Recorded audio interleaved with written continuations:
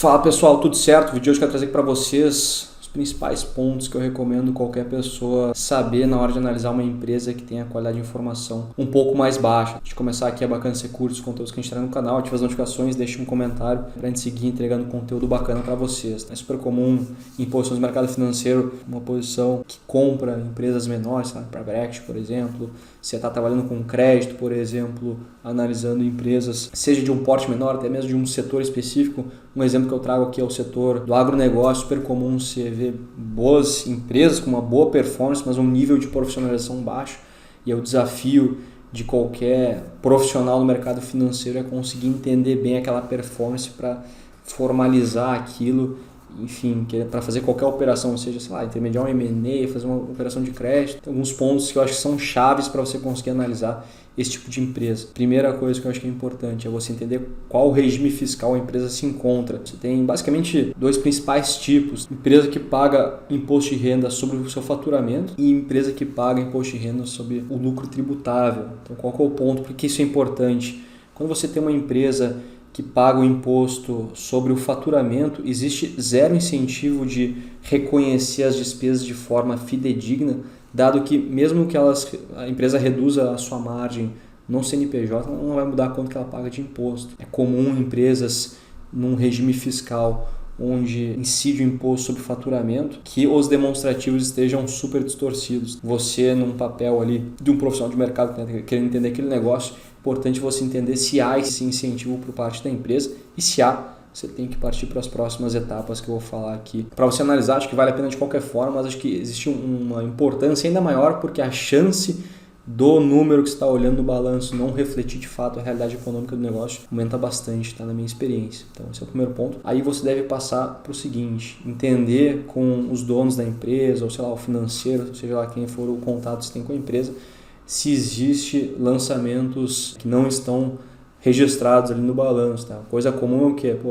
Despesas da pessoa física, do empreendedor, do dono do negócio ou do sócio, se misturam com despesas da pessoa jurídica. Exemplo, o cara tem lá uma operação que ele tem lá uma frota lá de veículos, e aí ele acaba, sei lá, para ganhar a milha no cartão dele, para ganhar ponto, ele paga a gasolina do cartão da pessoa física dele.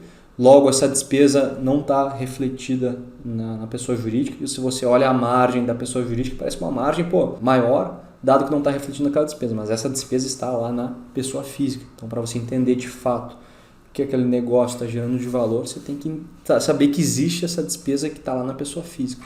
O único jeito de descobrir isso aí a melhor forma é você perguntar. Às vezes o pessoal, se você não for, sei lá, do fisco, eles não vão ter nenhum tipo de problema de transmitir para você essa informação, salvo algumas exceções. Outro jeito é você comparar com empresas do mesmo setor, que é até o ponto que eu vou trazer mais para frente. Você vê, sei lá, de repente, margem distorce muito sem entender, como é que a margem é tão diferente? Você pega um player que é referência no setor, certo? Tô olhando uma empresinha de varejo de vestuário, super pequenininha, uma lojinha de roupa, a margem dos caras é, sei lá, maior que lojas Renner.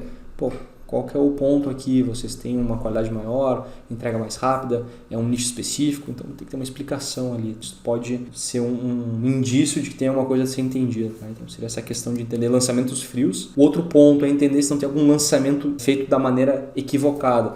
Dou um exemplo, que eu já vi, inclusive exemplo real. Uma empresa que era um mercado, certo? E ela reconhecia o valor de venda com uma nota super faturada, certo? Um valor extremamente elevado, e como um lançamento de desconto na venda era feito na despesa financeira, logo a margem EBITDA era muito inflada, porque essa despesa financeira, que na verdade era o preço efetivo que o cliente pagava na conta, não refletia ali no custo, certo? Basicamente você tinha uma venda super expressivo, e depois da linha do EBIT, seria do lucro operacional, que vem depois da despesa financeira, tinha uma despesa gigantesca, que não era juro, não era nada, era basicamente o quê? Um desconto na fatura de venda. Um analista, de repente, um pouco mais desligado, mas ele poderia olhar, o EBIT é extremamente elevado, a empresa gera muito retorno, mas na verdade esse EBIT era tudo devolvido na despesa financeira via desconto da fatura. Então esse é um exemplo de lançamento contábil feito da maneira incorreta. Em empresas que não tem uma auditoria minimamente confiável, algo assim, esse tipo de coisa pode acontecer. E aí você tem que saber minimamente analisar para, se isso acontecer de fato, você conseguir ver o que é a realidade, que negócio, entender com a empresa. Me fala o que foi, o que aconteceu, para eu ter uma visão real do que está acontecendo. Uma coisa que é bacana você fazer é até muitas vezes pedir algum tipo de controle gerencial que a empresa possui para você mesmo ter isso como referência e contrastar com o que está lá no balanço. Muitas vezes pode ser bem diferente. O outro ponto que eu acho que é extremamente relevante é você ter um conhecimento contábil sólido para entender se tem algum tipo de divergência, coisa que não faz sentido. Exemplo clássico, que com certeza você trabalha com isso, já viu acontecer, que é você entender a equação fundamental do patrimônio líquido. O que é a equação fundamental do patrimônio líquido? É a equação que diz que o patrimônio líquido desse ano é igual ao patrimônio líquido do ano anterior, mais ou menos lucro líquido ou prejuízo desse ano, mais ou menos dividendo pago ou recebido, e mais ou menos qualquer outro tipo de mutação no patrimônio líquido que talvez não esteja explicado. E aí que mora muitas vezes um tipo de coisa que você pode entender e não está tão claro assim em termos de disclosure por parte da empresa. Dá um exemplo aqui, vamos supor que a empresa tinha lá no ano passado um patrimônio líquido de 100, aí nesse ano teve um lucro líquido de 15 e pagou R$5 de dividendo. Se o patrimônio líquido da empresa não fechar em 110, que seria 100 mais os 15 de lucro líquido, menos os 5 pagos de dividendos, tem uma coisa ali faltando. Vamos supor, supor que o patrimônio líquido fechou em 80.